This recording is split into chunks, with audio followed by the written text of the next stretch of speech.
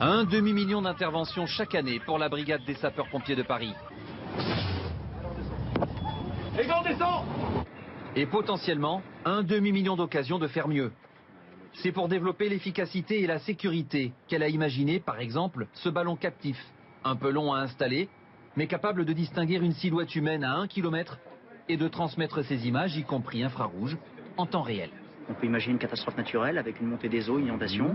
On peut aussi imaginer une intervention sur un site, par exemple industriel, qui a connu une explosion et pour lequel justement les images dont on pourrait bénéficier actuellement, type Google Maps ou autre, ne sont pas utiles puisque justement tout a été modifié.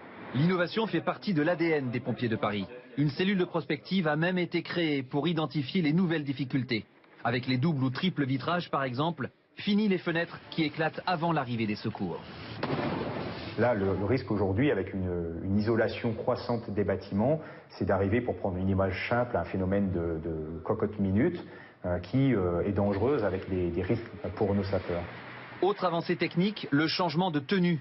3 couches d'aramide, de kevlar et une couleur, le rouge, pour moins absorber la chaleur.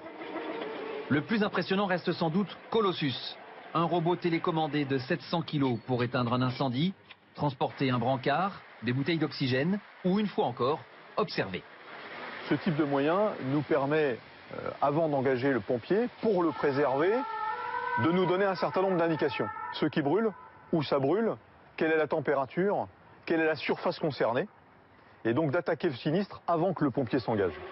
Avec ses capacités de franchissement, Colossus facilitera surtout les interventions en sous-sol, parking ou tunnels souterrains, notamment ceux du futur réseau de transport Grand Paris Express à 55 mètres de profondeur.